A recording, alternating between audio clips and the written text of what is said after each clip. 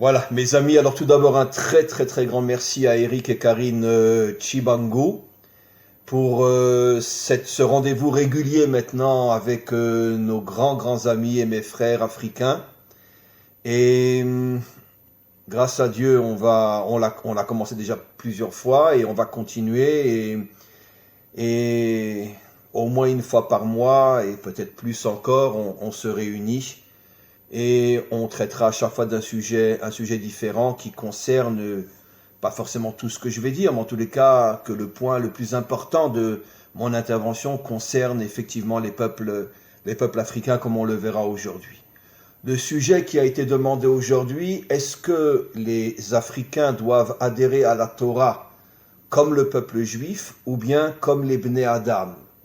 C'est-à-dire, si j'ai bien compris la question, est-ce qu'on demanderait aux Africains de devenir complètement juifs ou bien ils auront leur version de la Torah selon, on pourrait dire, la dimension Bnei Adam? Alors bien évidemment, je vais commencer par une réponse évidente, puisqu'on vient de discuter maintenant avec Malachi, qui s'est converti il y a une semaine. Et vous étiez d'où au départ?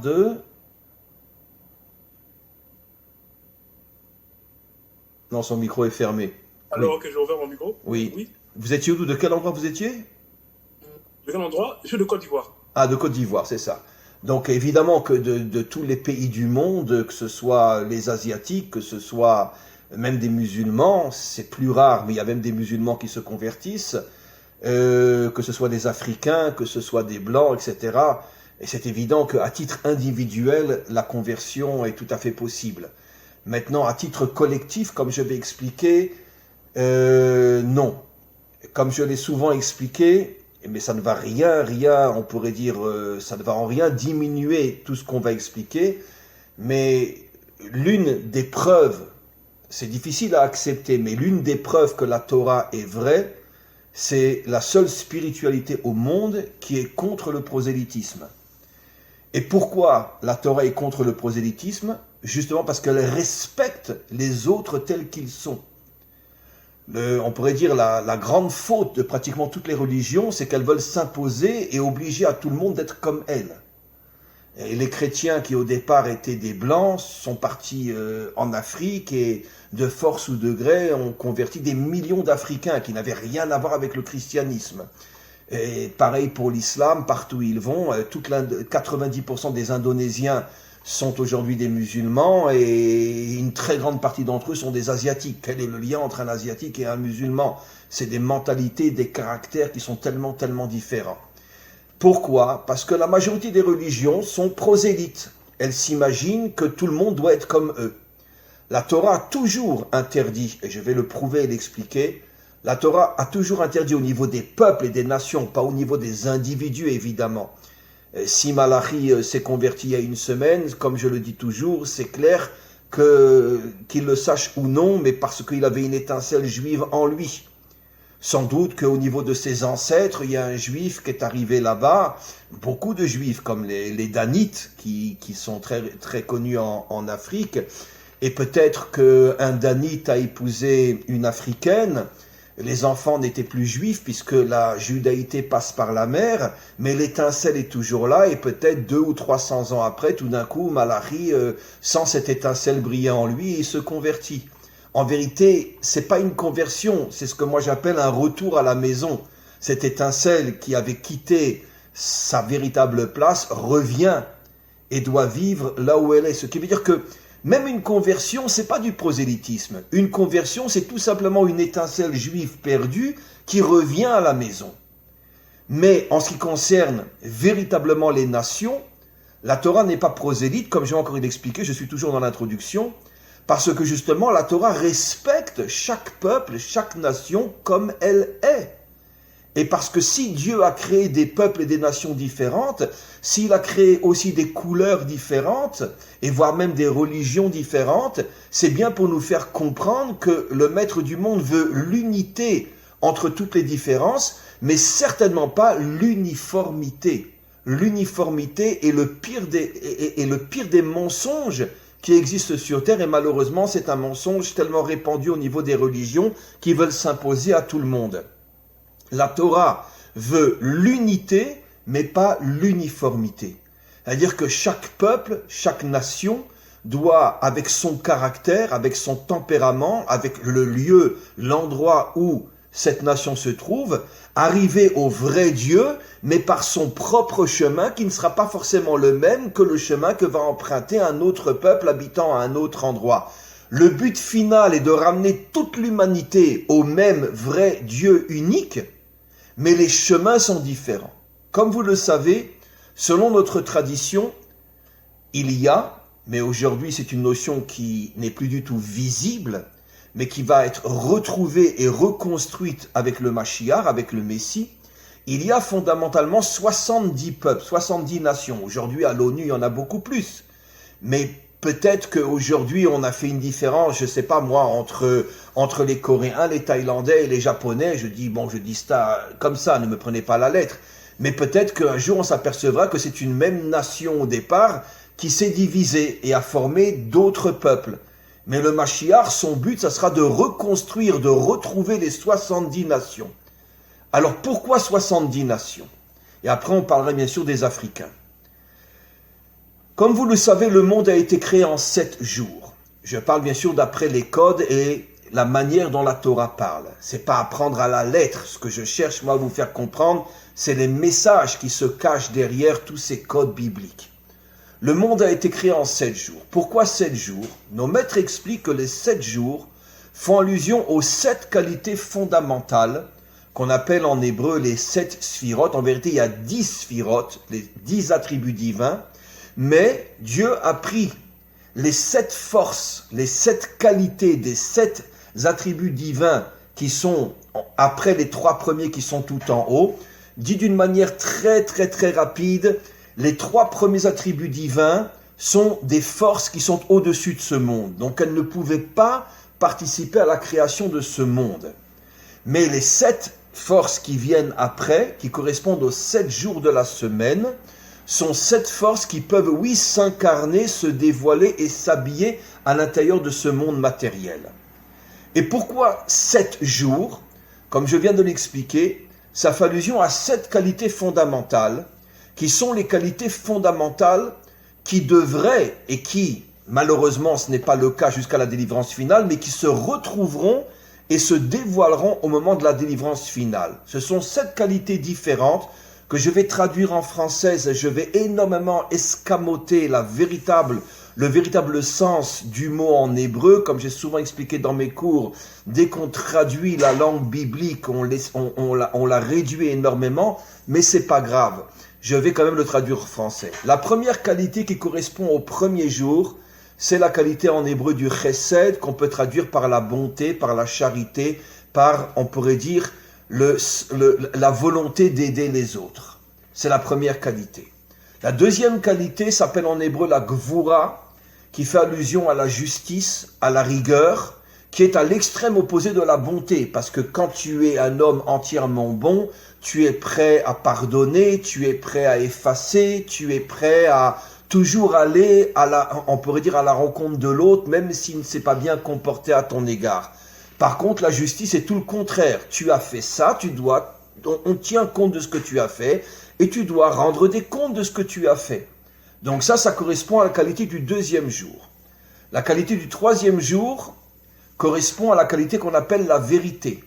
Émet en hébreu, la vérité, mais quand je traduis le mot vérité en français, ça ne veut plus vraiment dire ce que le mot signifie en hébreu. La définition de la vérité en hébreu, je parle en hébreu biblique, c'est l'union entre les contraires. Ça veut dire savoir, avoir la sagesse de savoir quand je dois être bon et quand je dois être rigoureux. Parce qu'on ne peut pas être bon dans toutes les situations, on ne peut pas être bon avec tous les hommes, mais on ne peut pas non plus être rigoureux dans toutes les situations et être rigoureux avec tous les hommes. Donc un homme vrai, un homme authentique, c'est quelqu'un qui est capable de savoir à quel moment et quelle mesure et de quelle manière utiliser dans la situation précise devant laquelle il se trouve, ou la qualité de la bonté ou la qualité de la rigueur, qui sont 2 qualités contraires. Après, on arrive au 4e jour, et la qualité qui correspond en hébreu s'appelle Netzar, et qui veut dire, je traduirai par la victoire. Ça veut dire c'est une qualité. On nous demande de ne jamais être des perdants, de ne jamais être des gens qui renoncent, de ne jamais être des gens pessimistes, des gens désespérés. Tu es face à une difficulté, tu es face à un obstacle, défonce-le, gagne, sois optimiste, ne baisse pas les bras. Prenons un exemple parmi des milliards d'autres dans le couple. Comme vous le savez, aujourd'hui, on divorce avant même de se marier. Je plaisante, mais c'est presque vrai. Pourquoi ? Parce que c'est dur un couple. C'est très très dur un couple. Il y a des tensions, il y a des conflits. C'est pas toujours l'amour et la lune de miel. Il y a des difficultés. Malheureusement, dans notre génération, on divorce avant de se marier. Pourquoi ? Parce que on n'a plus envie de se battre. Allez, va te faire voir, j'en prends une autre, j'en prends un autre. Et on n'a plus envie de se battre. Netzar, c'est la qualité qui fait de moi un homme qui va jusqu'au bout. Je t'ai choisi, tu es mon épouse. Même si ça, c'est dur entre nous. Je ne parle pas dans un cas qu'à Dieu ne plaise d'infidélité, où là c'est différent, là c'est sûr qu'il faut se séparer. Mais si vraiment on sait qu'il y a des exagérations qui sont inconcevables. Moi je parle des tensions dans le couple, même des fois des disputes, des gros mots, des va te faire voir, etc. C'est toi que j'ai choisi. J'irai jusqu'au bout avec toi, même si c'est dur, même si c'est difficile, même s'il faut qu'on se batte, mais je ne reviens pas en arrière. C'est toi, mon âme sœur, on va ensemble jusqu'au bout.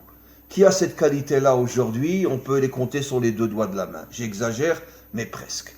Ça, c'est la 4e qualité qui correspond au 4e jour. La 5e qualité s'appelle en hébreu od, qui veut dire en français la reconnaissance. Être un homme reconnaissant. D'abord, être reconnaissant à l'égard de Dieu, pour tous les bienfaits qu'il nous donne. Bien sûr, ça demande qu'on soit croyant. Mais pas seulement à l'égard de Dieu, à l'égard de la vie, à l'égard de tout ce qu'on a et ce qu'on reçoit. Malheureusement, la majorité des hommes ne regardent que ce qui leur manque, ne regardent que leurs problèmes et sont incapables de se focaliser sur le bien qu'ils ont et se dire « j'ai une femme, j'ai des enfants, je gagne ma vie ». Et ça aussi, c'est des cadeaux incroyables que j'ai reçus. Je pourrais crever de faim, je pourrais être seul, je pourrais être dans une situation catastrophique, comme c'est le cas de tellement de millions d'hommes et de femmes dans le monde qui sont dans des pays où il y a une dictature, comme en Corée du Nord, qu'on n'imagine même pas la souffrance des citoyens là-bas, où dans le passé, la majorité des hommes souffraient parce qu'on vivait sous des régimes dictatoriaux comme les rois ou peu importe, ou les dictateurs comme Staline ou d'autres. Donc le simple fait, malgré tout, d'avoir une vie où je sens que je ne suis pas oppressé, c'est déjà un cadeau énorme. Donc avoir la capacité d'être reconnaissant, ne pas voir uniquement ce qui me manque et ce qui va mal, voir aussi ce qui va bien. Ça, c'est la 5e qualité par rapport au 5e jour. Et la 6e qualité s'appelle Yesod, la stabilité. On nous demande, c'est aussi une qualité importante, d'être quelqu'un de stable. Je ne fais pas aujourd'hui, je dis je crois en Dieu, demain je ne crois pas en Dieu. Je ne peux pas dire aujourd'hui j'aime ma femme, demain j'aime ma maîtresse. Aujourd'hui je suis juif, demain je serai catholique. Non, il faut être stable. Stable, ça veut dire que tu as fait un choix dans la vie et tu vas jusqu'au bout. Ça ressemble d'ailleurs énormément à la qualité de Netzar qui est la victoire. Tu ne renonces pas. Et enfin, la dernière qualité qui, comme on le verra dans la 2e partie du cours, concerne autant les Africains que les Juifs, c'est la Malchut, la royauté. Ça veut dire un homme qui se bat pour le dévoilement de la royauté d'Hachem dans ce monde. Donc voilà 7 qualités. Ces 7 qualités, disent nos maîtres, correspondent aux 70 peuples. Tiens, comment qu'on passe de 7 à 70 ? J'explique. Parce que chaque qualité, mais ça je ne peux pas rentrer dans les détails avec vous maintenant, mais simplement je le dis, chaque qualité a 10 niveaux. Ça veut dire, donnons un exemple simple. Tu es un homme de bonté, mais il y a différentes manières d'être bon. Tu peux être bon, si tu as les moyens, tu donnes de l'argent à quelqu'un qui a faim. Tu peux être bon, tu peux donner des conseils à des gens qui sont perdus dans la vie. Tu ne leur donnes pas d'argent, mais tu leur donnes des conseils qui vont les aider à s'en sortir. Tu peux être bon en diffusant des enseignements de vérité et tu ne demandes pas d'argent en contrepartie. Tu le fais parce que tu sais que c'est ta mission de diffuser la vérité dans le monde. Donc, il y a énormément de manières d'être bon, comme il y a énormément de manières d'être rigoureux, ou il y a énormément de manières d'être un homme victorieux. Donc nos maîtres, mais ça je ne rentrerai pas dans les détails, considèrent que chaque qualité se divise en 10 catégories. Et de là on arrive aux 70 peuples. Ça veut dire qu'en vérité, il y a 7 qualités qui se divisent en 10. Ça veut dire qu'il y a, et ça va se retrouver au moment de la délivrance finale, il y a 10 peuples qui ont chacun leur manière spécifique d'exercer la bonté. Il y a 10 peuples qui ont chacun leur manière spécifique d'exercer la justice et la rigueur. 10 peuples qui expriment la vérité, 10 peuples qui expriment la victoire, 10 peuples qui expriment la reconnaissance vis-à-vis de Dieu et de tous ceux qui nous font du bien, c'est leur qualité principale, 10 peuples qui vont exprimer la qualité de la stabilité, et 10 peuples qui vont exprimer la qualité de la royauté d'Hachem. Alors, attention, vous voyez qu'à chaque fois, 7 jours dans la semaine, 7 qualités différentes qui chacune se divisent en 10. Mais quel est le sens de l'unité? Ça veut dire qu'en vérité, les 70 nations regroupées en 7 fois 10 auront, au moment de la délivrance finale, chacune leur qualité spécifique par rapport à laquelle ils vont être un modèle pour les autres, mais bien sûr que en vérité, dans chacune de ces 7 catégories qui en deviennent 70, il y a l'unité. Ça veut dire que quelqu'un qui est rigoureux, les peuples rigoureux, donner un exemple, j'imagine que les peuples russes d'Europe de l'Est sont plutôt la rigueur, mais c'est évident que eux aussi, au moment de la délivrance, vont adopter aussi le principe de la bonté. Pareil, ceux qui sont dans la bonté prendront aussi le principe de la rigueur, mais chacune des 70 nations aura malgré tout sa qualité qui sera son drapeau, son modèle par rapport aux autres.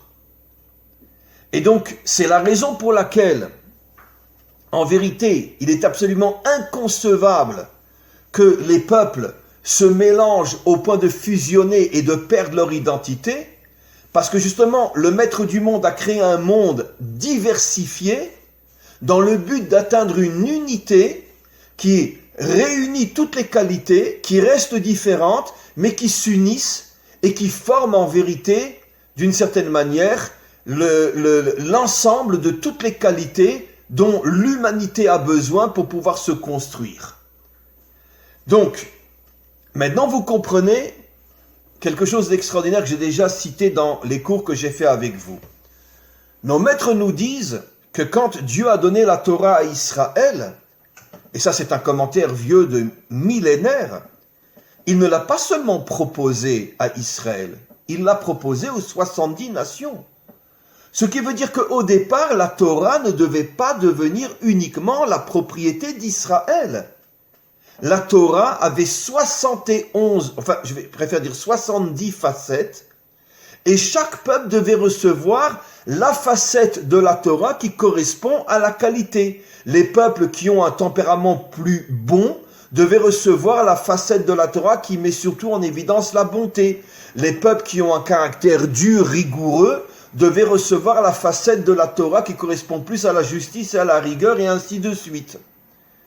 Et le but, si toute l'humanité avait reçu les 70 facettes de la Torah, le but était d'unir l'humanité à l'intérieur de la Torah avec ses 7 ou ses 70 facettes. Maintenant, comme on le sait, les peuples, c'est pas les peuples dans le sens des citoyens, mais les dirigeants des peuples à ce moment-là ont refusé la Torah, tout simplement parce qu'ils voulaient, eux, avoir la mainmise sur le monde et ils ne voulaient pas laisser Dieu, d'une certaine manière, être présent dans ce monde. Et surtout, à l'époque où la Torah a été donnée, tous les dirigeants du monde entier étaient tous de véritables dictateurs qui oppressaient d'abord et en premier lieu leur propre peuple, comme Pharaon en Égypte et comme partout dans le monde. Et malheureusement, aujourd'hui encore, ça n'a pas beaucoup changé. Il n'y a que la vitrine qui est différente, mais le magasin est resté le même. Et donc, les dirigeants ont refusé la Torah et les nations se sont retrouvées sans Torah. Mais comment Hachem a fait? Alors là, nos maîtres expliquent quelque chose d'extraordinaire. C'est que quand il a donné la partie de la Torah qui correspond à Israël, et ça c'est dans nos commentaires millénaires, il a caché à l'intérieur de la Torah d'Israël les 70 facettes qui correspondent aux 70 nations, en se disant qu'un jour viendra, et on est vraiment dans cette génération, mes frères, mes amis, mes élèves, on est dans cette génération, grâce à Internet, où un jour, la Torah pourra se diffuser dans le monde entier, et dans la mesure où sont cachées dans la Torah d'Israël les 70 facettes qui correspondent aux 70 nations, c'est ce qui permettra aux nations de se réveiller lorsqu'elles entendront la Torah. Aujourd'hui, ce sont des millions de non-juifs au départ qui commencent à comprendre que la Torah les concerne. Quand je dis des millions, je parle dans toutes les langues confondues. Vous savez que dimanche dernier, j'ai donné un cours avec l'Indonésie, mon premier cours avec l'Indonésie. Comment je suis arrivé à un cours avec l'Indonésie? C'est parce que un groupe d'Indonésiens ont abandonné leur religion d'origine, parce que ils ont un jour entendu un cours, bon, ils parlent pratiquement tous l'anglais là-bas, ils ont entendu un cours d'un rave américain qui leur a beaucoup plu, et après ça a été un autre cours, et puis ils ont commencé à se réveiller et à comprendre que la Torah leur parlait.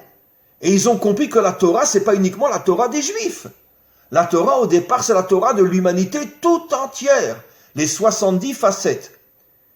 Mais ils ont entendu un rave parler, donc apparemment ce rave devait parler un langage juif. Non, parce que justement, comme Dieu a caché dans la Torah les 70 facettes qui correspondent aux 70 nations, lorsqu'un enseignant enseigne la Torah et qu'il sait, parce qu'à partir du moment où il est sur Internet, il sait très bien qu'il va être aussi écouté peut-être par des milliers de non-juifs, automatiquement le maître du monde s'arrange pour que son langage contienne des parcelles de vérité qui concernent les nations. Et c'est comme ça qu'aujourd'hui on a des millions de non-juifs partout dans le monde, jusqu'en Indonésie, où j'avais mon premier cours il y a quelques jours avec les Indonésiens, et je vais en avoir un par mois, quelque chose d'absolument incroyable, que les Asiatiques, les Africains, les Blancs, les moins Blancs, peu importe, tout le monde aujourd'hui, il n'y a pas un endroit dans le monde. Je peux vous raconter une petite histoire, mais bon, je me gêne parce que ça fait un petit peu prétentieux, mais j'ai des élèves au Canada qui vivent dans le nord du Canada où pratiquement toute la population là-bas, ce sont des tribus indiennes, de vrais Indiens. Et un jour, il était devant son ordinateur, parce qu'il travaille, lui, avec les Indiens, bien que c'est un vrai Canadien, mais il travaille avec les Indiens. Un jour, il avait une petite pause pendant le travail, il était devant l'ordinateur, et il écoutait un de mes cours. Il y a des Indiens qui sont venus, et ils lui ont demandé en indien, ils lui ont demandé c'est quoi, explique-nous de quoi il parle, et il leur a dit de quoi je parle. Ça les a plu, et depuis, toutes les semaines, il donne un cours en indien à des dizaines d'Indiens qui écoutent un des cours que j'ai donné cette semaine. Mais comment c'est possible? Quel est le lien entre la Torah et les Indiens? Mais vous voyez bien que la Torah s'adresse au monde entier. Parce qu'elle contient les 70 facettes. Maintenant, on va parler de nous, de vous et de nous, puisque ça fait déjà maintenant plusieurs cours où j'ai expliqué le lien absolument incroyable qu'il y a entre le peuple juif et les Africains, les peuples noirs. J'ai expliqué vraiment déjà d'une manière très approfondie dans les précédents cours. J'ai expliqué que la couleur noire correspond à la couleur de la malchoute, la couleur de la royauté. Ce qui veut dire, mes amis, vous allez comprendre aujourd'hui avec un peu plus d'explication le lien entre le peuple juif et les peuples noirs, parce qu'en vérité, nous appartenons au 7e attribut qui est l'attribut de la royauté. C'est-à-dire que notre mission sur terre, à nous, peuple juif, et à vous, peuple africain, est de dévoiler la royauté d'Hachem sur terre. C'est notre mission, c'est notre qualité. Je ne dis pas qu'on ne doit pas s'intéresser à d'autres qualités, bien évidemment que oui, mais notre drapeau, c'est de dévoiler la royauté de Dieu sur terre. C'est pas seulement un créateur, c'est pas seulement un Dieu qui se kiffe là-haut dans le ciel. Son but final, c'est d'être avec nous sur terre, et d'être notre dirigeant dans ce monde matériel. Dans ce monde. Il n'est pas seulement créateur, il est roi. Comme le verset le dit dans les prophètes, en ce jour, Dieu sera reconnu comme étant le roi de toute la terre. Tous les peuples reconnaîtront qu'il est roi. Mais le problème, mais qui sont les peuples qui ont reçu cette mission de dévoiler la royauté d'Hachem, eh bien ce sont les peuples africains et le peuple juif. Maintenant vous allez comprendre pourquoi nous sommes pratiquement les seuls peuples qui n'ont cessé d'être piétinés, d'être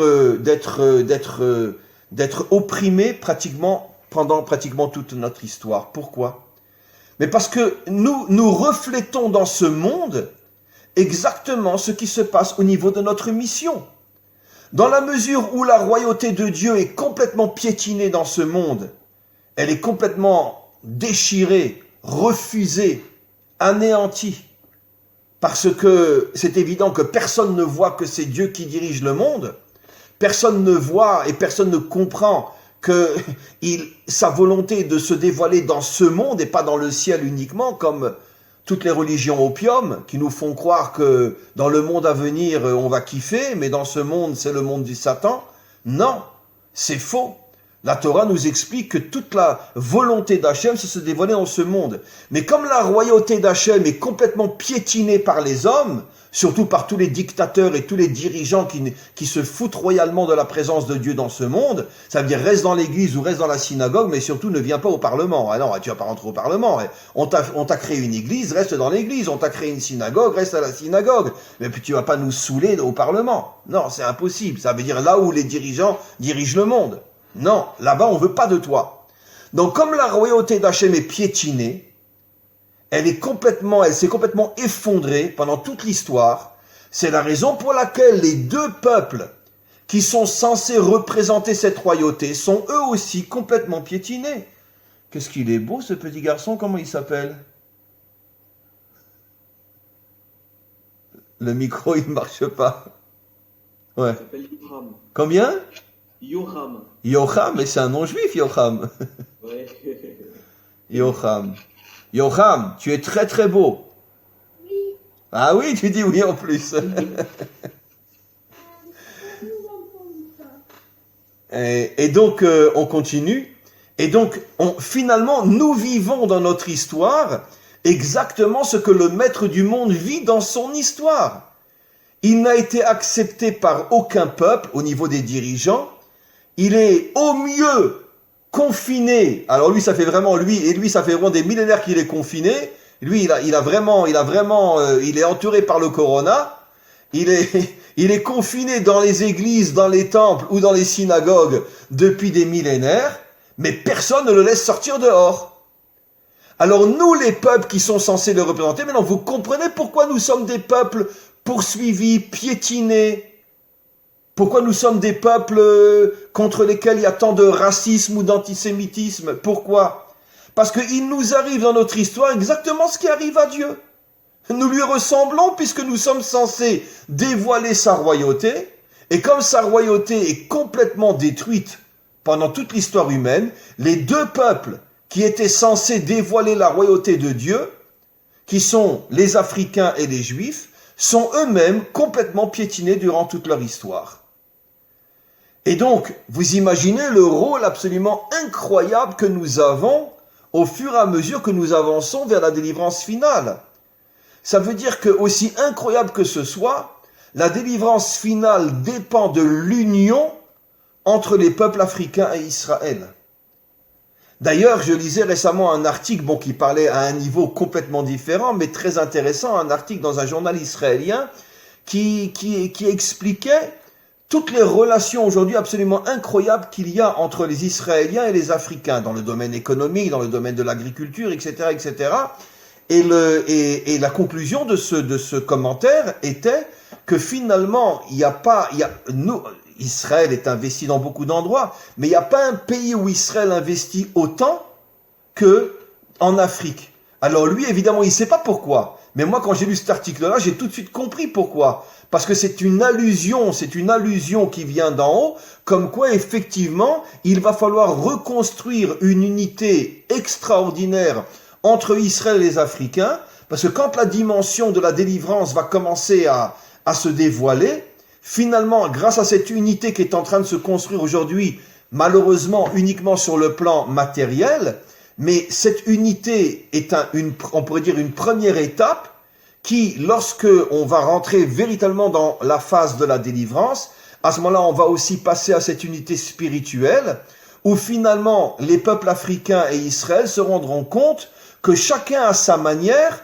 on a, nous, reçu la mission de dévoiler la royauté d'Hachem sur terre. C'est pas quelque chose de simple. Mais maintenant, je vais rajouter quelque chose d'un petit peu gênant, mais qui est très important. On a un autre point commun, les Africains et Israël. C'est que nous sommes des peuples qui, pour nous affaiblir et nous détruire de l'intérieur, sont constamment infiltrés par des forces étrangères qui prennent très souvent la direction de nos peuples pour nous affaiblir et nous détruire. J'ai pas besoin de rentrer dans les détails, mais je pense que vous devez tous, avec certainement de nombreuses exceptions, mais la grande majorité des dirigeants africains sont à la solde des grandes puissances financières et politiques blanches.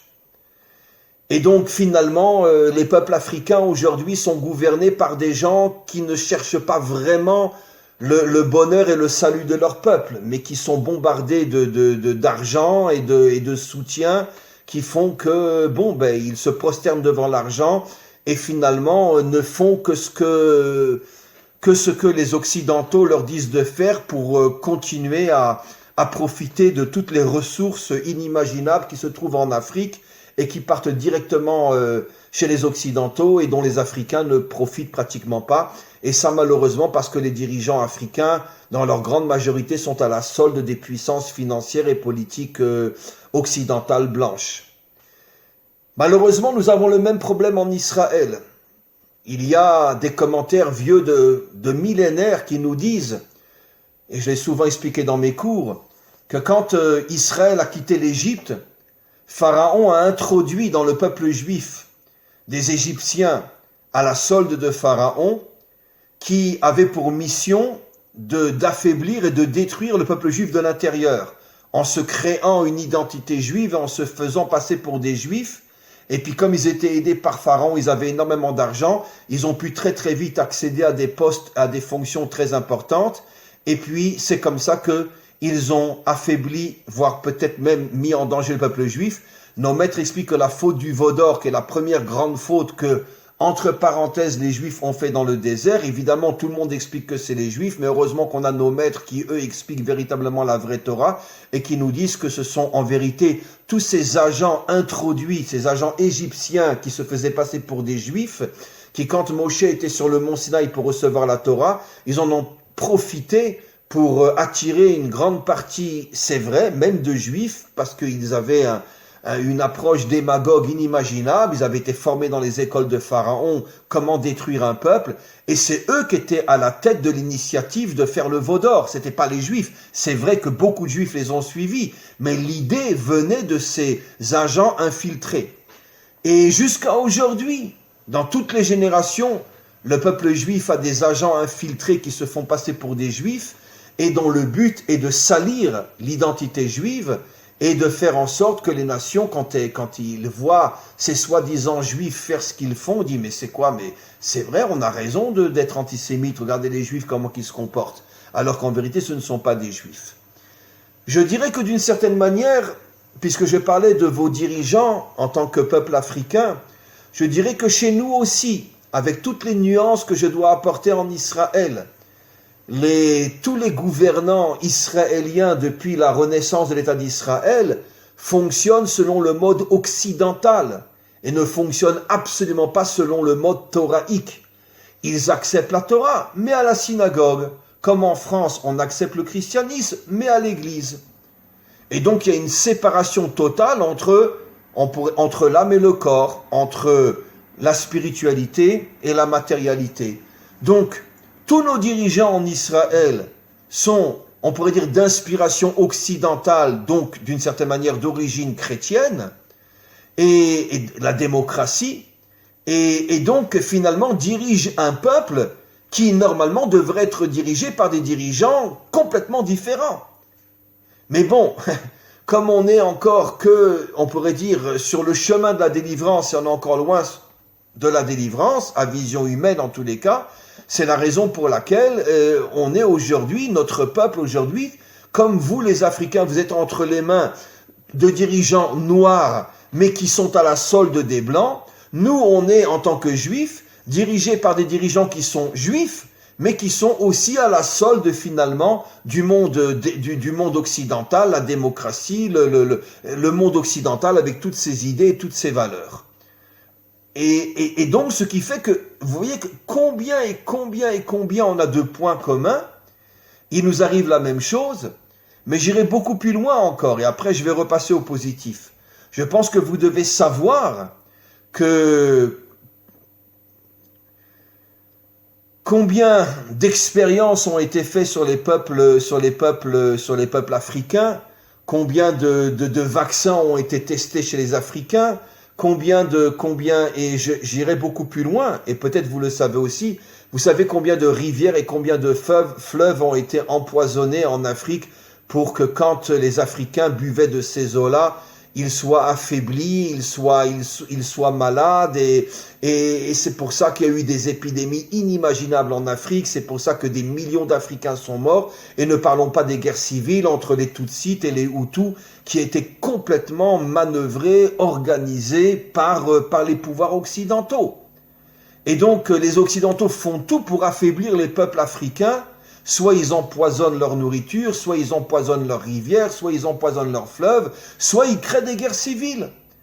Tout le monde sait aujourd'hui que la guerre entre les Tutsis et les Hutus était une guerre provoquée par les Occidentaux. Pourquoi? Parce qu'ils voulaient que ceux qui gagnent soient après à la solde des Occidentaux. Et c'est comme ça que ça se passe tout le temps. Donc vous voyez qu'on a des points communs énormes au niveau de nos gouvernants, au niveau des infiltrations à l'intérieur de nos peuples. Et tout ça pourquoi?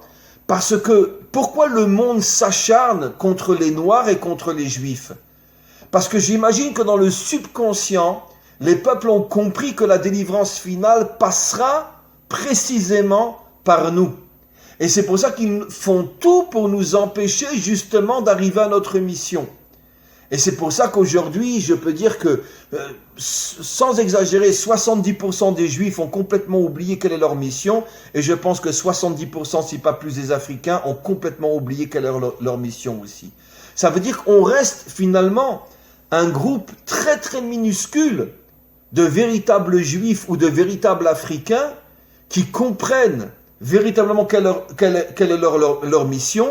Et c'est quelque chose qui n'est pas facile du tout, parce que comme la grande majorité a complètement oublié ce qu'était la mission de nos peuples, automatiquement, ils sont à la solde de tous les pouvoirs occidentaux, ou tous les pouvoirs, pire encore, qui n'ont qu'une seule et unique volonté, d'empêcher le dévoilement de la royauté d'Hachem sur terre. Alors pour terminer, avant vos questions, mes amis, quelle est notre mission ? Notre mission, j'avoue très sincèrement qu'elle n'est pas facile, et je dirais très sincèrement que je ne peux pas véritablement donner des réponses satisfaisantes, parce que ça nous dépasse. Ça a l'air tellement compliqué. Comment on va arriver à se réveiller? Comment les peuples africains vont retrouver leur véritable liberté? Comment ils vont retrouver leur véritable identité? Comment ils vont se libérer de toute l'oppression occidentale qui ne fait qu'exploiter leurs richesses et qui fait tout pour encore une fois, pour affaiblir les peuples africains de manière à ce qu'ils ne se révoltent pas et ne reprennent pas leur identité véritable? Exactement ce qui se passe d'une certaine manière pour le peuple juif aussi, avec sans doute pas mal de nuances, mais c'est globalement la même chose. Et comment qu'on va s'en sortir? Alors, la seule réponse que je peux donner aujourd'hui, et je dis clairement sans avoir honte que je n'ai de loin pas toutes les réponses, je pense que dans la phase dans laquelle nous sommes aujourd'hui, c'est un retour très fort à ce qui sera un jour la spiritualité de l'humanité tout entière, la Torah. Je ne dirais pas la Torah d'Israël comme je l'explique au début de ce cours, mais je dis à la Torah. La Torah nous renforce, la Torah nous éclaire, la Torah nous donne finalement la possibilité de voir la réalité avec des yeux que nous ne pourrons avoir nulle part ailleurs. La Torah nous permet, comme disent nos maîtres, que le monde a été créé à partir de la Torah. C'est une métaphore, bien sûr, il ne faut pas le prendre à la lettre. Qu'est-ce qu'il y a le rapport entre le monde et la Torah? Mais quand nos maîtres nous disent que le monde a été créé à partir de la Torah, dit d'une manière la plus simple possible, ça veut dire que la Torah concerne l'humanité tout entière, le monde tout entier. Ça veut dire que chaque homme, chaque femme, s'il veut se renforcer, s'il veut une véritable lumière qui va faire de lui un véritable combattant dans ce monde, dans le but d'amener le monde à sa réparation et d'amener le monde à la délivrance, il doit s'attacher de toutes ses forces à la Torah. Et ça, c'est quelque chose qui est très, très, très important. Encore une fois, chaque peuple selon son tempérament, chaque peuple selon tout ce qui le caractérise en tant que peuple spécifique. Mais malgré tout, ça reste la même Torah, avec des facettes différentes. Comme dans un livre, il y a 10 chapitres, 15 chapitres, mais c'est 15 chapitres d'un même livre. Et nous, c'est pareil, on a 70 facettes d'une même Torah. Et chacun va être attiré plus par la facette qui lui correspond, mais ça reste la Torah pour toute l'humanité. Et donc je pense qu'aujourd'hui, et c'est ce que nous commençons à faire, et peut-être c'est le travail de notre génération, après peut-être viendra une génération qui, elle, aura mieux compris que nous ce qu'il faut concrètement faire sur le terrain. Mais comme nous sommes au début aujourd'hui de la diffusion de la Torah dans le monde, je pense qu'aujourd'hui nous devons nous concentrer sur ce retour à la Torah, ce retour finalement à la sagesse du maître du monde. Et quand il y aura de plus en plus et de plus en plus d'hommes et de femmes partout dans le monde qui comprendront et qui intégreront cette spiritualité, qui est une spiritualité, on pourrait dire, qui ne déconnecte pas l'homme de ce monde, mais qui au contraire le renforce dans ce monde, je pense que à ce moment-là, petit à petit, va se lever une armée de véritables croyants, d'hommes et de femmes de vérité, qui peut-être trouveront, et certainement trouveront les solutions pour avancer plus loin encore et finalement être la matrice de la délivrance finale. Encore une fois, pour conclure, à mon niveau, ce travail essentiel d'amener la délivrance finale est entre les mains des Noirs et des Juifs, des peuples africains et du peuple d'Israël, et c'est ensemble, en association ensemble, que nous arriverons à amener la délivrance finale. Et la preuve la plus grande, c'est que notre histoire se ressemble dans tellement de points par rapport à tout ce que nous avons traversé, tout ce que nous avons souffert. C'est la preuve la plus grande comme quoi nous appartenons à la même mission, dévoiler la royauté d'Hachem sur terre. Voilà mes amis. Est-ce qu'il y a une question ou deux? Je ne pourrais pas durer trop longtemps aujourd'hui, mais encore 10 minutes, 10 bonnes minutes s'il y a des questions. Oui, Rav. Qui? Eric. Eric, je ne vous vois pas. Il a. Ah, Eric et Karim. Eric, je vois un Paul. Ah, Eric, pardon, excusez-moi, Eric. Donc, en fait, ma question, c'est est-ce que c'est en trouvant notre véritable mission qu'on retrouve notre identité? Oui, ce n'est que ça. Et notre mission, nous ne pourrons la retrouver qu'à travers la Torah.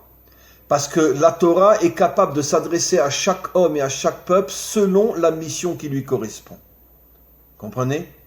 Oui. Et donc, je vais donner un exemple simple. Deux hommes complètement différents lisent un même texte de Torah. Même si c'est le même texte, chacun va le ressentir et le comprendre d'une manière différente. Parce que comme il y a 70 facettes, chacun va capter la facette qui correspond à sa nature. Vous comprenez? Et on a énormément d'exemples parmi nos maîtres, que deux maîtres, par exemple, lisaient le même texte ou allaient au même cours, entendaient le même enseignement de leur maître, et quand après ils sortaient et qu'ils se posaient la question, alors qu'est-ce que tu as entendu? Chacun donnait une version qui est à l'extrême opposé de l'autre. Alors ils se disaient, mais attends, on a été au même cours, on était assis sur le même banc, on a entendu le même maître. Qu'est-ce qu'on comprend de là? C'est à pleurer tellement c'est authentique. Ça veut dire qu'il n'y a pas d'uniformité dans la vérité. Chacun capte la facette qui lui correspond. C'est ça la vérité. Chacun capte la facette qui lui correspond. Donc, je donne un enseignement, vous allez le comprendre selon votre caractère et votre sensibilité. Un autre va entendre les mêmes mots, il va le comprendre selon son caractère et sa sensibilité. Et c'est comme ça que les identités et les missions se reconstruisent. Parce que chacun va capter le message selon, en vérité, la mission qui lui correspond, selon la nature profonde dont le maître du monde l'a doté. Vous comprenez? Et c'est pour ça que je pense, comme je l'ai dit, qu'aujourd'hui, il est très très très important de consacrer autant que possible des moments à l'étude, à recevoir des enseignements de Torah, parce que c'est ce qui va nous permettre de revenir à notre identité véritable.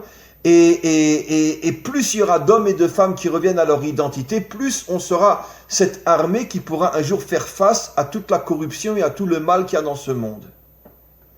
Voilà. Et je pense que la première victoire des peuples africains sera de rejeter tous ces dominateurs étrangers qui ne font que vous voler vos ressources et vous voler votre terre et vous voler votre identité, et que l'Afrique redevienne la propriété des Africains, avec de vrais dirigeants qui ne sont plus à la solde du monde occidental. Voilà. Oui, Clémence. Ouvrez votre micro, Clémence. Vous pouvez, Karine, ouvrir son micro? Voilà. Oui, Clémence. La question, c'est à propos de la Torah. Il y a les lois, il y a les enseignements, il y a les fêtes. Et pour nous, les Bnei Adam, comment on va pratiquer les fêtes à la différence des Juifs pour éviter le mélange, pour éviter la confusion? Vous posez... voler l'identité juive. Vous posez une question qui est d'une importance extrême. J'ai récemment dans un cours, si je ne me trompe pas, c'était aussi avec vous, je ne sais plus, je crois, où j'ai expliqué qu'il y a certaines lois dans la Torah qui concernent aujourd'hui l'humanité tout entière. Je parlais des lois de la cacheroute, par exemple, les animaux permis, les animaux interdits. Alors évidemment, pour un non-juif, il va dire, mais il est complètement fou ce rabbin, si j'ai envie de manger du porc, je mange du porc. Je veux dire, je ne suis pas juif, moi. Mais petit à petit, je pense que de plus en plus d'hommes et de femmes comprendront qu'une grande partie de la Torah concerne en vérité tous les humains, puisque c'est ce que nos maîtres nous disent. Quand Dieu a proposé la Torah à l'humanité tout entière, c'est évident qu'il y avait forcément des points communs entre toutes les facettes de la Torah. Et donc, en ce qui concerne par exemple la nourriture, il faut savoir que c'est un point extrêmement important. Il y a des animaux qui font rentrer dans notre corps des énergies négatives, il y a des animaux qui font rentrer dans notre corps des énergies positives. Et je vous le dis avec la plus grande sincérité, je sais que ce n'est pas facile quand on s'est habitué pendant 30 ans, 40 ans ou plus à manger ce qu'on veut et comme on le veut. Mais je vous le dis, mes amis, même si vous n'êtes pas juif, sachez que la cacheroute vous concerne à 100%. À 100%. Et donc, il n'y a pas que ça. Il y a quantité d'autres lois qui, en vérité, concernent aussi les nations. Excusez-moi de rentrer dans les détails, mais par exemple, dans un couple, pendant que la femme est à sa période, c'est absolument interdit qu'un homme est une relation avec elle. Alors c'est vrai que c'est une loi juive, mais en vérité elle concerne même les non-juifs. Seulement les non-juifs n'ont pas accepté, alors ils disent qu'est-ce que moi j'en ai à faire, moi ça concerne les juifs, ça ne me concerne pas. Non, c'est un problème de relation entre deux êtres, et ça n'a rien à voir avec le fait si je suis juif ou non. Dans une période de règles, l'homme doit s'abstenir, parce que c'est pas le moment où la relation peut être une véritable relation. Pour différentes raisons que je ne peux pas expliquer maintenant, mais en tous les cas, non. Alors c'est pas grave. 12 jours, 13 jours par mois, tu t'abstiens.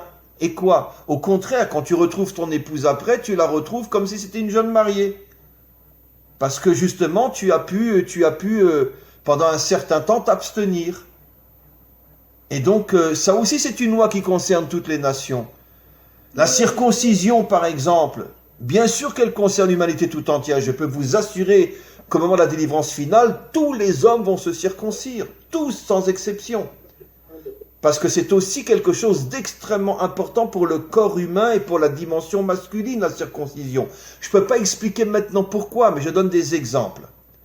Alors maintenant, il y a effectivement, juste Clémence, des aspects de la Torah d'Israël qui, évidemment, ne peuvent pas concerner les nations, mais qui un jour seront remplacés par d'autres choses. Par exemple, la fête de Pessah. Oui. Vous n'êtes pas sorti d'Égypte. Donc, vous n'êtes pas sorti d'Égypte. Donc, ça n'a aucun sens que vous faisiez Pessah, puisque vous n'êtes pas sorti d'Égypte. La fête de Sukkot, ça n'a pas de sens que vous viviez dans une cabane pendant une semaine, parce que vous n'avez pas vécu pendant 40 ans dans le désert. C'est en souvenir des 40 ans dans le désert. Mais, croyez-moi, Clémence, lorsque le Mashiach dévoilera à tous les peuples la Torah qui les concerne, vous aurez énormément de fêtes, vous aurez énormément de jours saints, etc., qui correspondra à ce que vous êtes. Vous comprenez? Aujourd'hui, ce sont des choses qui sont complètement voilées. Je n'ai pas de solution, puisque cette Torah qui vous concerne n'a jamais été dévoilée. Alors aujourd'hui, ce que moi je vous dis aujourd'hui, mais ça changera avec le temps, vous devez vous consacrer. Peut-être, vous savez quoi? Un jour, je vais peut-être consacrer un cours sur l'ensemble des lois qui concernent toutes les nations. Voilà. Je vais le faire. C'est très important. Mais aujourd'hui, même en tant que Ben Adam, vous devez vous concentrer sur les choses qui touchent la matérialité de ce monde, comme qu'est-ce qu'on mange, qu'est-ce qu'on ne mange pas, la relation dans le couple, si la femme a sa période ou elle n'a pas sa période. Et il y a encore d'autres choses que je citerai dans un autre cours, où je ferai un point peut-être global sur ces notions-là. Maintenant, évidemment, aujourd'hui, vous ne pouvez pas faire les fêtes juives parce qu'elles correspondent à l'histoire juive. Et donc, ça ne vous concerne pas. Mais sachez qu'il y a tellement d'autres choses qui vous concernent dans la Torah. Ne serait-ce que tous les enseignements qu'on transmet. Ces choses-là vous construisent aussi sur le plan spirituel. D'entendre des enseignements qui finalement, petit à petit, font rentrer en vous une lumière qui vous construit sur le plan moral et spirituel. Donc, c'est déjà énorme. Et puis, on souhaite tous que le Mashiach vienne le plus vite possible pour qu'il puisse donner aux 70 peuples tous les aspects thoraïques qui les concernent. Et les Africains auront des fêtes particulières que sans doute les Asiatiques n'auront pas. Les Asiatiques auront des fêtes particulières que les Africains n'auront pas, et ainsi de suite. Mais tout le monde va redécouvrir la facette de la Torah qui lui correspond pour que toute sa vie tourne autour de cette pratique qui finalement correspondra justement à la mission et à l'identité et au caractère de chaque peuple. Et il faut être patient. Oui, pardon Clémence? J'ai une autre question. J'ai entendu votre cours sur le Gilgulim. Le Gilgulim. Oui. Alors, pour les Bnei Adam, ça concerne les Bnei Adam aussi, le Gilgulim? Oui. Les Gilgulim, c'est-à-dire en français, j'aime pas la traduction, mais on n'a pas le choix, les réincarnations de l'âme concernent absolument même les Bnei Adam, et nos maîtres vont plus loin que ça. Nos maîtres nous disent et donnent des exemples de nombreux Bnei Adam qui après sont revenus et sont nés dans un corps juif. Ça veut dire que c'était des Bnei Adam qui, en tant que Ben Adam, étaient des gens tellement extraordinaires, qui ont fait tellement de bien dans leur vie, que quand ils sont revenus une autre fois, ils sont revenus juifs et le sont restés jusqu'à la fin de leur vie. Enfin, jusque même dans les autres Gilgoul. Ils ne reviendront plus jamais en arrière. Et donc, au niveau des Gilgoulim, c'est sûr et certain que ça concerne les Bnei Adam aussi. Sûr et certain. Sûr et certain. Voilà, mes amis, y a-t-il encore... Terence, oui, ouvrez votre micro.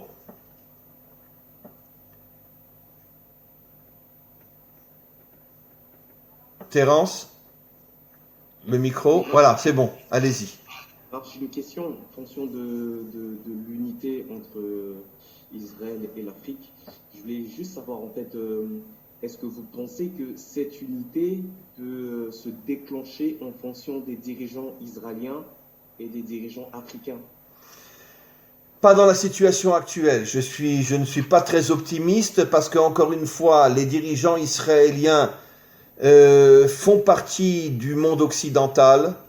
Et donc le monde occidental fait tout d'une certaine manière, consciemment ou non, pour exploiter l'Afrique. Les dirigeants africains, comme je l'ai expliqué, cher ami, dans leur grande majorité sont à la solde du monde occidental. Ce qui veut dire que pour l'instant, que ce soit chez nous ou chez les autres, le monde entier est dirigé par des dirigeants qui sont à des années-lumière d'être de vrais dirigeants. C'est pour ça que nous devons avancer vers la délivrance finale, où à ce moment-là, les peuples mériteront d'avoir à leur tête des dirigeants dont la seule et unique préoccupation, c'est le bien véritable de leur nation, de leur peuple. Et à ce moment-là, le rapprochement entre Israël et les nations entre Israël et l'Afrique sera extrêmement fort, extrêmement puissant, comme on ne peut même pas l'imaginer. Comme je dis souvent, n'oublions pas que le premier couple du premier libérateur d'Israël qui était Moshe, sa première épouse était une Africaine, comme nous l'enseignent nos maîtres. C'est une allusion inimaginable au fait que finalement ce lien incroyable entre Israël et l'Afrique. Et donc, le monde va évoluer, on va encore traverser des choses qui ne sont pas faciles, mais je pense que on verra tôt ou tard la fin de toute cette corruption qui domine le monde, et petit à petit de véritables et de vrais dirigeants vont être à la tête des nations, et à ce moment-là commencera à se construire l'unité dans le monde entier, et surtout l'unité entre Israël et l'Afrique. J'ai une deuxième question, Raph. Est-ce que vous pensez, le travail que vous faites est très grand, est-ce que vous pensez que d'autres Raph et d'autres rabbins auront cette optique de propager la Torah physiquement en se déplaçant en Afrique pour apporter cette lumière? Je pense, d'abord, sachez qu'il y avait il y a de nombreuses années un maître très très très connu qui était un francophone d'origine, qui s'appelait le Rav Ashkenazi, qui a été très très souvent en Afrique, très souvent en Afrique. Il a été peut-être le premier Rav, qui était un géant, à se déplacer en Afrique. Lui aussi, vous voyez, c'est incroyable parce qu'en parlant, vous me rappelez, encore une preuve comme quoi un grand maître avait compris qu'il devait y avoir un lien entre l'Afrique et Israël. Lui vivait en Israël, mais avait été souvent en Afrique pour enseigner. Il rencontrait là-bas des rois et des dirigeants et il enseignait au peuple. Il n'est pas le seul, bien sûr. En ce qui me concerne, s'il n'y avait pas eu le corona, je serais déjà venu plusieurs fois en Afrique. J'étais sur le point de venir quand a explosé le corona. J'étais en train de préparer effectivement un voyage en Afrique. Alors, j'espère qu'un jour ça sera possible. Et en tous les cas, oui, c'est très très très très important qu'il y ait effectivement des déplacements de rabbinim en Afrique pour enseigner, pour être en contact avec vous, et c'est quelque chose qui est très très très important. Et je vous dis encore une fois, ce Rav Ashkenazi, qui est décédé il y a une trentaine d'années, si je me trompe pas, a été très très souvent en Afrique. Personne à cette époque-là vraiment ne comprenait, mais qu'est-ce qu'il va faire là-bas? Et apparemment, c'était une sorte de petit prophète qui avait compris avant tout le monde le lien qui devait se créer entre Israël et l'Afrique. Voilà. Une troisième question, une dernière. Est-ce que vous pensez que le troisième temple qui est en projet en Israël va complètement s'accomplir? Sûr et certain, c'est le fondement même de notre foi en tant que juifs, la construction du troisième temple, qui sera, comme disent nos prophètes, ma maison sera une maison de prière pour tous les peuples. Ça veut dire la différence entre le troisième et le deuxième, et les deux premiers étaient beaucoup plus, on pourrait dire, des temples juifs, mais bien qu'il y avait des étrangers qui venaient, quoi qu'il en soit, mais très peu, mais le troisième temple sera la maison de l'humanité tout entière. Ça veut dire que Jérusalem deviendra la capitale spirituelle de l'humanité tout entière, et le troisième temple sera autant pour les nations que pour Israël. Ça veut dire que ça sera vraiment la maison de prière, la maison de connexion avec le Maître du monde pour toutes les nations, absolument. Okay. Eric, merci beaucoup Terence. En fait, moi, c'est pas vraiment une question. C'est juste un renseignement, sachant que la majorité des peuples africains ne lisent pas l'hébreu. Comment ils peuvent se procurer une Torah fidèle au judaïsme authentique, comme vous le dites souvent? Écoutez, je pense qu'aujourd'hui c'est relativement facile, en ce sens que, par exemple, pour tous les peuples francophones, aujourd'hui, je ne sais pas si c'est sur Amazon ou peu importe, ça je ne suis pas spécialisé, mais aujourd'hui, il y a des traductions de la Torah d'Israël qui sont très très bonnes, avec des commentaires très bien traduits aussi. Et aujourd'hui, c'est pas vraiment, peut-être qu'on en parlera sur notre groupe ou entre nous et après vous verrez, mais il faut que je fasse mes recherches parce que bon, moi je lis qu'en hébreu, donc j'ai pas de livre de traduction française chez moi, mais je vais faire des recherches et je vous dirai. Par contre, ce que je suis certain, c'est qu'aujourd'hui, on peut avoir de très bonnes traductions, autant de la Torah elle-même que des commentaires. Donc, et à combien plus forte raison en anglais. Alors en anglais, pour ceux qui comprennent l'anglais, alors là aujourd'hui c'est fabuleux. Toute la Torah et tous les commentaires pratiquement des maîtres d'Israël ont été traduits en anglais. Je parle surtout en anglais américain. Mais aujourd'hui, il y a eu un travail démentiel qui a été fait par les Juifs américains depuis des années. Et pratiquement toute la Torah écrite et orale est traduite en anglais aujourd'hui. Mais en français, il y a déjà pas mal de très très grandes choses qui ont été faites. Je vous pose la question parce que j'ai été quand même pas mal déçu par des traductions qui n'ont pas été fidèles. Et donc, si vous pouviez au moins nous conseiller... Je vais faire cette recherche. Vous me le rappelez sur WhatsApp et je vais faire cette recherche. Et il faut savoir que toutes les traductions consistoriales anciennes sont nulles et complètement nulles. Donc, je parle moi de traductions qui ont été faites ces toutes dernières années, 4, 5 ans, etc. Mais les vieilles traductions de la Torah faites par le consistoire d'il y a plusieurs décennies sont de très, très, très, très mauvaises traductions. Très mauvaises traductions. Merci. Voilà. Mes amis, avec votre permission, s'il n'y a pas d'autres questions, je vais m'arrêter. Et voilà, on reprend très bientôt. Vous savez, Eric et Karine, en ce qui me concerne, si c'est possible, ça peut être toutes les 3 semaines même. C'est pas forcément besoin d'attendre 1 mois. Et je pense que ces cours sont très très très importants. Même s'il n'y a pas tellement de monde, c'est pas grave. Après, je le mets sur le site et c'est des milliers de personnes qui le voient. Et comme je dis toujours, aujourd'hui, c'est sûr que si on était un peu plus, mais on y arrivera, vous inquiétez pas. Petit à petit, on y arrivera. Vous savez, comme disent nos maîtres, kol atralot kashod. D'ailleurs, apprenez l'hébreu, mettez-vous à l'hébreu. Kol atralot kashod, ça veut dire tous les débuts sont difficiles. Apprenez-nous. Voilà, exactement. Bon, on va faire des cours d'hébreu. Mais qu'est-ce que ça veut dire? Pourquoi nos maîtres disent tous les débuts sont difficiles? Pour nous faire comprendre qu'un vrai début, c'est toujours dur. D'accord. Parce que si c'est facile dès le départ, ça veut dire que ça va vite se casser la figure.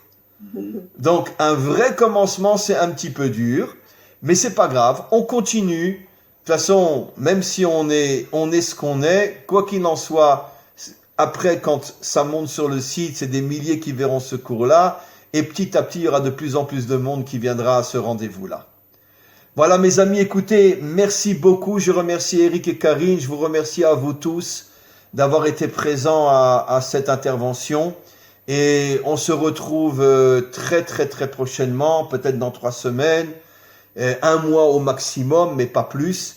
Et on continue ensemble, on se renforce ensemble, on avance ensemble, et on va tout faire pour être la matrice de la délivrance finale avec l'aide du Maître du Monde. Merci.